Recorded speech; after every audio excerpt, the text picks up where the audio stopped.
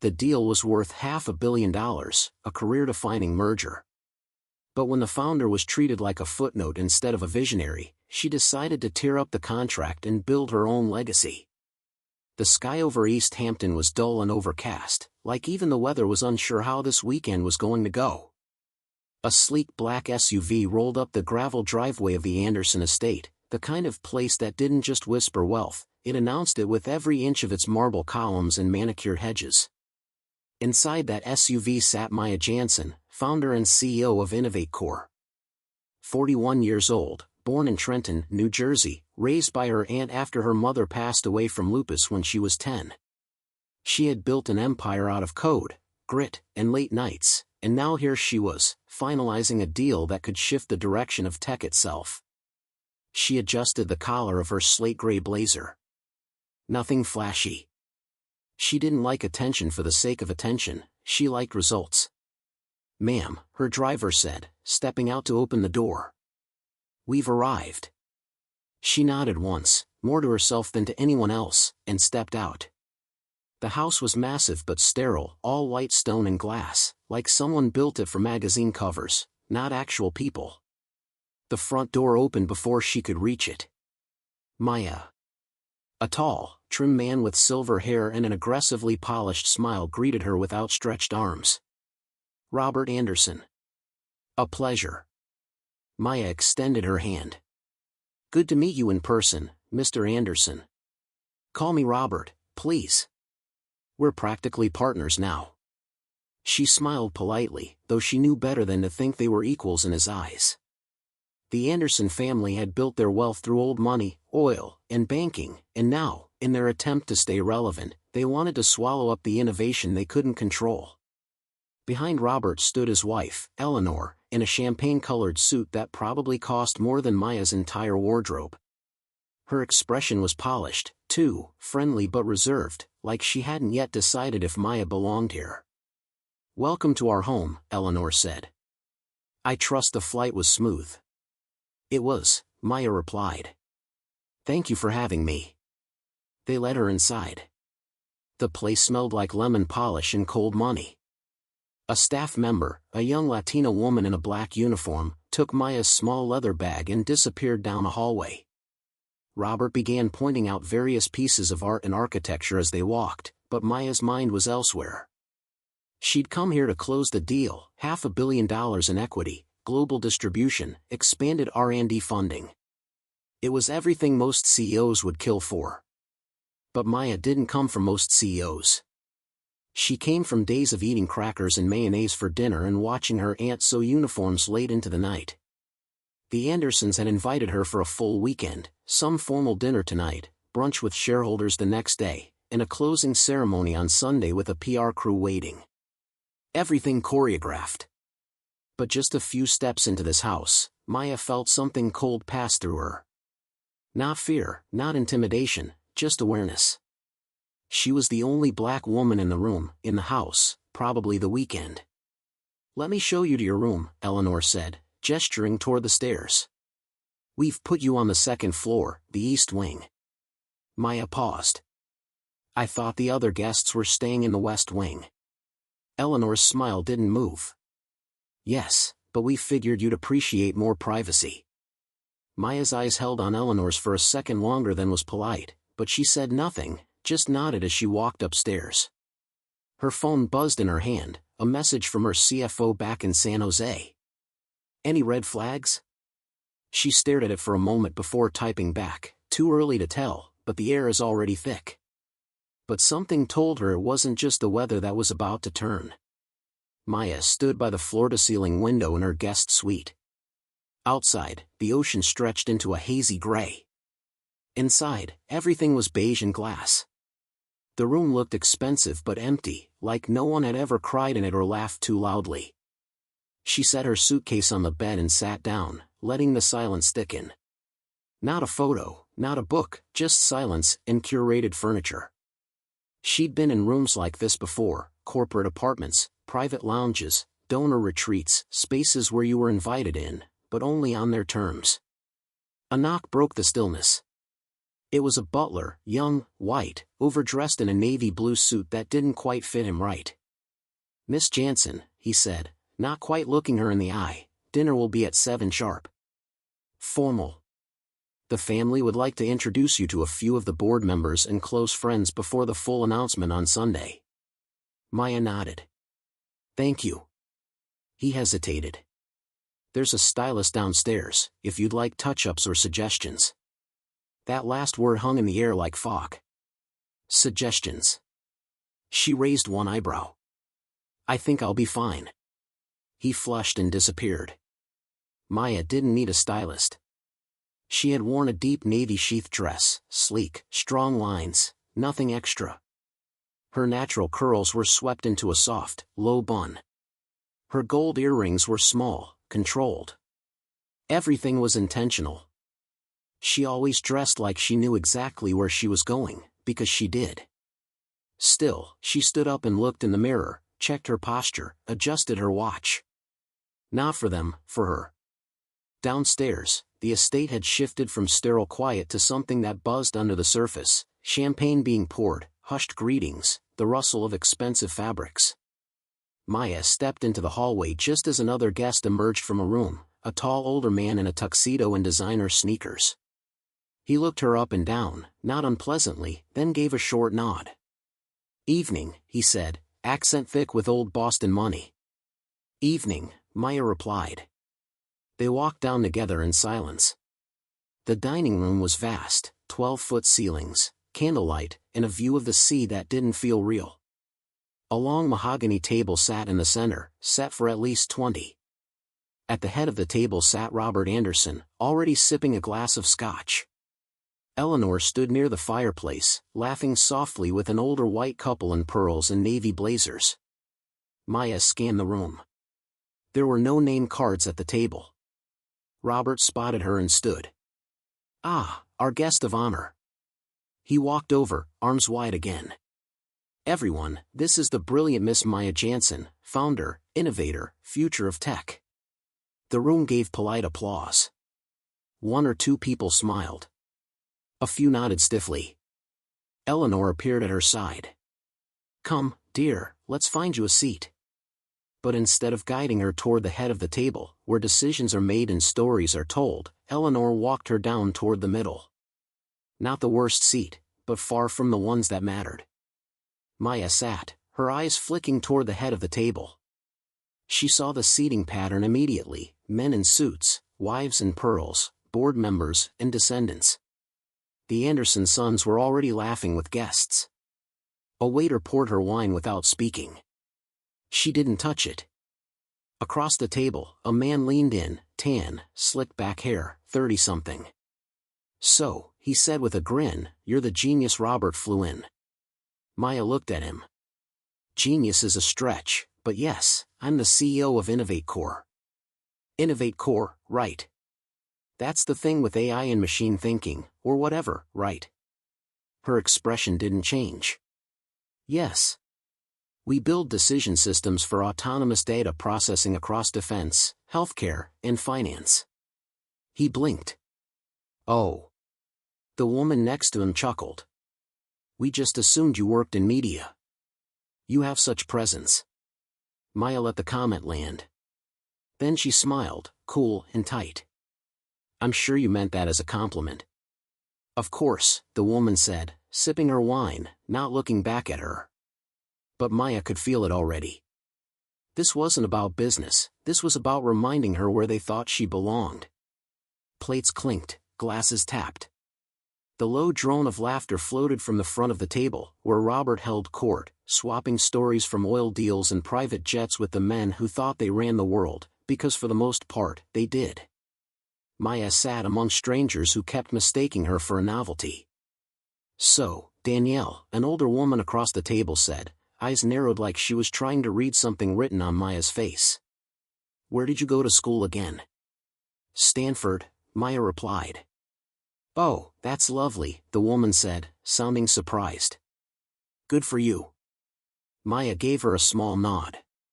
"Thank you." Next to her, a man with a square jaw and a loosened tie leaned in. "You know," he said, I told Robert, I like this move. Getting some color into the portfolio. It's modern. Sharp. Maya looked at him directly. We're not paint samples, and Innovate Core isn't a diversity hire. He chuckled, not hearing her or maybe not caring. No, I meant it's bold, right? Very next gen. The woman next to him gave a nervous laugh and whispered something to the man who just shrugged and sipped his wine. Maya picked up her water glass, her hands steady but her mind alert. She'd been here before. Maybe not this estate, not this family, but this table. These smiles. These comments wrapped in compliments like barbed wire dipped in sugar. Across the room, she spotted William Anderson, Robert's middle son, talking with two hedge fund guys near the bar. His hair was slicked back, his shirt unbuttoned just enough to show he didn't have to follow the rules, the kind of man who wore loafers with no socks and still got the job. He saw her, winked. She turned away. Eleanor tapped her glass twice with a dessert fork. Everyone, she said, standing with that politician's smile. We just want to thank you all for joining us tonight. This weekend is a celebration, a merging of minds and missions. Innovate Core, under Miss Jansen's extraordinary leadership, has changed the way we think about technology. A few claps, a couple nods, someone cleared their throat. Eleanor continued. It's rare to find innovation with such heart. Maya's journey is one of determination, intelligence, and, best of all, courage. Maya clenched her jaw lightly. Courage. The word hung in the air like she just recovered from a trauma instead of building a billion-dollar company. Eleanor raised her glass. To bold futures. Everyone echoed it. To bold futures. Maya raised hers, too, silently. A few minutes later, William made his way over to her section of the table, laughing too loudly at his own joke. He slid into the chair beside her, uninvited. Maya, right, he said, pouring himself more wine. I've heard all about you. Big brain, big company, big leap. That's me, she said, eyes locked on her plate. He leaned in. Between us, Dad thinks you're impressive, but there's still some concern about the temperament thing. Maya turned her head. Temperament? Yeah, you know. Founders like you. You're passionate, driven, but passion can turn into, what's the word? Volatility. He grinned like they were sharing a secret. And let's be honest, a $500 million handshake needs more steadiness. Maya stared at him. Then she said, tell me something, William. If I were a 45-year-old white guy in Patagonia fleece and all birds, would you still be worried about my temperament? He blinked, then laughed, awkward. Come on, don't do that. I'm just asking. You don't have to be so sensitive. I'm just saying what the board's probably thinking. She stood. No announcement, no scene, just stood. Excuse me, she said, calm as stone. She walked away from the table, ignoring the stares and raised eyebrows. Her heels tapped across the stone floor until she disappeared into the hallway. But the thing about silence is, it doesn't mean you've lost. Sometimes, it means you've just decided you're not going to entertain foolishness. The guest bathroom off the corridor was pristine, chrome fixtures, a long mirror, the kind of place built more for show than necessity. Maya locked the door behind her and exhaled. Not a sigh, just air leaving the body, like her lungs refused to carry the weight of one more forced smile. She didn't cry. Not because she didn't want to, but because she couldn't afford to. She stared at her reflection, strong jaw, steady eyes, hair slicked back like armor. People always assumed being composed meant being cold, but they didn't understand what it costs to hold yourself together in rooms designed to make you feel small. Her phone buzzed again. This time it was her CFO, Sarah Miller, checking in. How's it going? Maya hesitated, then typed, I'm reconsidering everything. The typing dots popped up. Talk to me. Maya stared at the screen. It's not just a bad dinner, Sarah. It's who we'd be tied to. Their name would sit next to ours on every letterhead, every press release. I'm not sure I can stomach it. No response for a moment.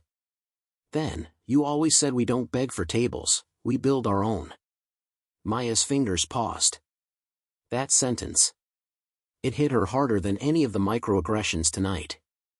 She had built Innovate Core from a laptop in a public library, not with money, with code and caffeine and a vision so stubborn she couldn't let it die. And now here she was, being told her leadership was emotional, that she should be grateful, that her place at the table came with unspoken conditions. A soft knock at the door. Maya? It was Eleanor. Maya opened it. Eleanor tilted her head. Everything all right? Maya smiled faintly. Just needed a moment. Eleanor lowered her voice. Listen, I know William can be blunt, but don't take it personally. He's just entitled. Yes, Maya said, folding her arms. He is. Eleanor blinked. Well, privileged. Yes. Maya looked her dead in the eye. Eleanor, let me ask you something. If your son ran a company like mine, would he be asked about temperament? Would you sit him away from decision-makers? Would your guests assume he was hired to check a box? Eleanor hesitated. You're interpreting things in a very specific way. No, Maya said. I'm interpreting them exactly as they were given. Silence. Eleanor's mouth tightened. This deal is a tremendous opportunity for both sides. Maya nodded. That's what I'm starting to question. Eleanor gave a polite smile. Well, I hope you'll reconsider whatever it is you're feeling right now. Maya held her gaze. I'm not feeling anything, Eleanor. I'm thinking. She walked past her, down the hallway, back toward her room. Inside, she opened her laptop. Her inbox was flooded, investors, board members, journalists waiting for the announcement Monday morning. She opened a blank draft. Typed one sentence, after careful consideration, Innovate Core will no longer pursue a partnership with the Anderson Group. She stared at it, then added, we believe integrity cannot be negotiated. She hit save. Not send, not yet. She'd sleep on it. But her gut had already decided, and when Maya Jansen trusted her gut, it rarely led her wrong. But Sunday morning was still ahead, and what she said next would echo louder than anything they said about her. Sunlight poured into the room the next morning, lighting the walls like a spotlight. Maya was already dressed, black slacks, cream blouse, hair pulled into a low twist. No jewelry, no noise, just clarity. She sat at the edge of the bed, laptop open on her lap, staring at the draft she had written the night before. Her finger hovered over the trackpad, but she didn't click anything yet. A soft knock. Come in, she said. It was Sarah, her CFO. She had caught a red-eye from California after reading Maya's message. You flew in? Sarah nodded. You didn't sound like you needed strategy. You sounded like you needed backup. Maya smiled. Thanks. They sat for a moment in silence. You really want to walk away from this? Sarah finally asked. Maya didn't answer immediately. She closed the laptop. I think I already did. Sarah leaned back in the armchair near the window. You know what Wall Street will say. Overreaction. Unprofessional. They'll spin it like you were difficult. Maya nodded. Let them. Sarah studied her. I'm with you, no matter what. But you don't have to do this to prove anything. Maya stood and walked to the window. I'm not proving anything, she said quietly. I'm protecting everything. Innovate Core was never about just the money. It was about what's possible, what's next. And these people, they don't see us. They see something shiny to control. Sarah exhaled. So, what's the plan? Maya turned around, calm, certain. We hold the press briefing today. No drama, no shots fired, just truth. Clear, professional, public. The board's going to ask 1,000 questions. I'll give them 1,000 answers. They already know who I am, and they know I don't bluff. Sarah grinned. You sure you don't want to at least tell William where to stick his dad's money? Maya smiled. Tempting, but no. Dignity first. There was a beat. Then Sarah asked, "What are you going to wear?" Maya laughed. "You think I'm doing this in a hoodie?" 2 hours later, Maya walked into the main salon of the Anderson estate where Robert, Eleanor, and their legal team were gathered. The mood was stiff, polished, like a storm had already passed and everyone was just waiting to see where the debris would fall. "Maya," Robert said, standing, hands clasped in front of him like a man used to being thanked. "We need to talk," she said. They sat. "I appreciate your hospitality," Maya began, "but I've decided to withdraw from the merger." Eleanor's smile faltered. Robert blinked like he hadn't heard her correctly. "I'm withdrawing. Effective immediately." Robert's voice stayed calm, but his face turned red. "Maya, we have a deal on the table. Final stage. Do you realize the amount of capital you're walking away from?" "I do," she said. "And I realize the kind of company we'd become if I took it." Eleanor interjected. "If this is about William's comments." "It's not just about William," Maya said, cutting her off gently but firmly. "It's about tone. Positioning. The way you treat leadership you don't recognize as familiar." Robert tried again. "If we offended you." Maya raised a hand. "You didn't offend me. You confirmed for me that this was never a partnership.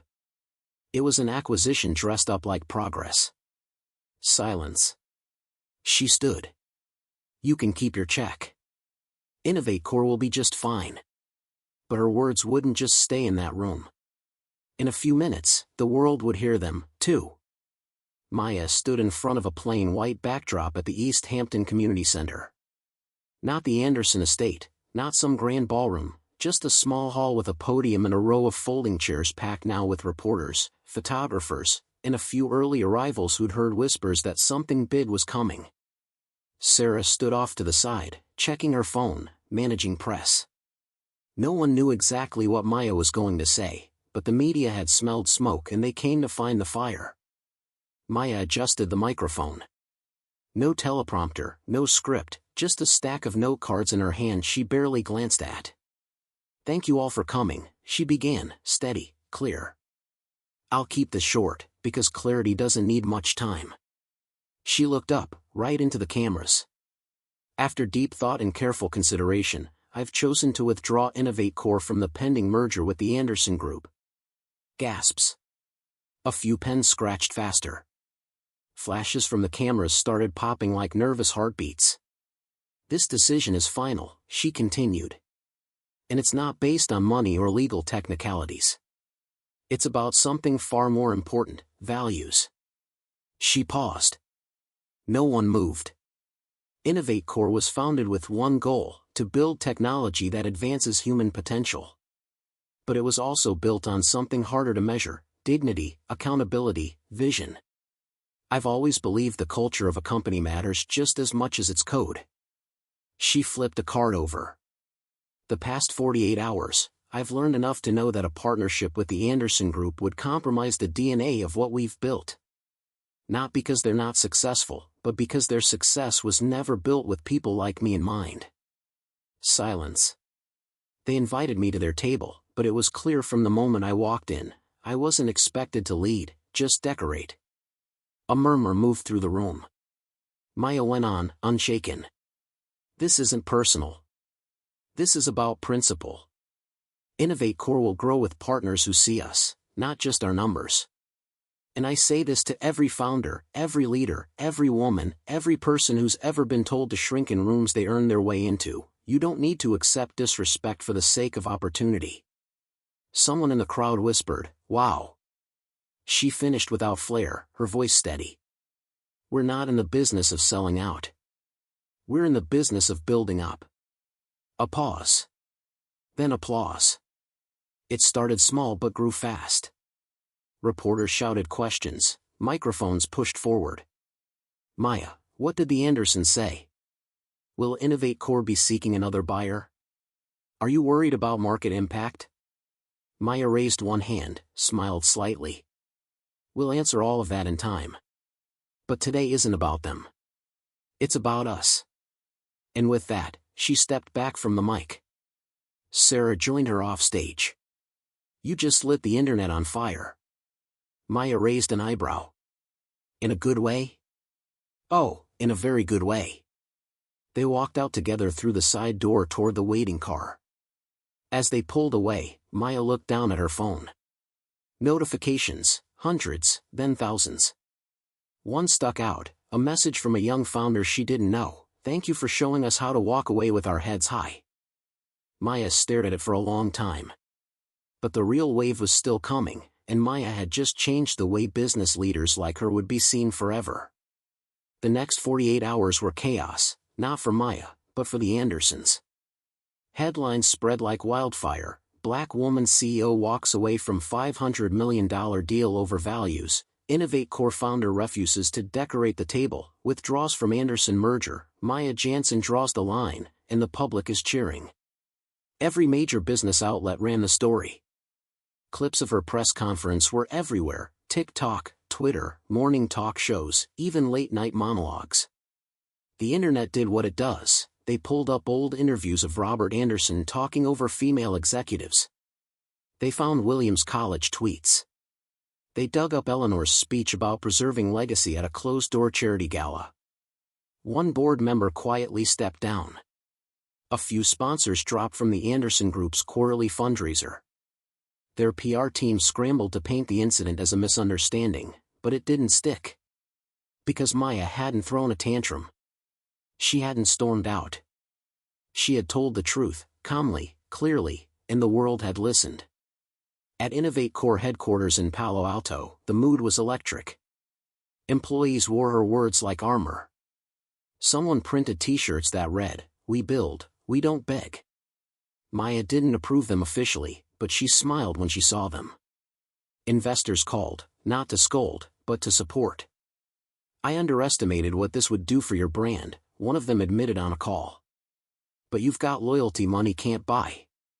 Other partners, smaller, values-aligned ones, reached out, venture firms led by women, BIPOC-owned equity groups, even international science coalitions looking for innovation without ego. Sarah walked into Maya's office a week later with a folder. We got 5 new offers. One of them is from the Dyson Institute. They want to co-develop your defense model into a commercial safety net for urban hospitals. Maya didn't even look up. You believe it? Sarah grinned. They said they'd work under our structure. Now Maya looked up. Well, she said. That's different. Later that night, she sat alone in her office, lights low, the city glowing behind her. Her phone buzzed again, another message: you didn't just protect your company. You gave us permission to do the same. Maya read it twice, then put the phone down.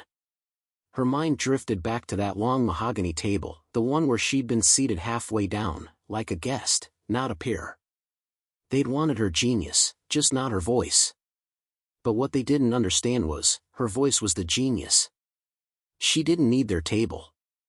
She was the table. And the world had just learned, if you can't see the value in someone's presence, you'll feel the power in their absence. This story isn't just about a deal. It's about a choice. The choice to walk away from a room you've already outgrown. Because sometimes, the most powerful thing you can do is refuse to shrink. Never trade your values for validation, and remember, you can always build your own.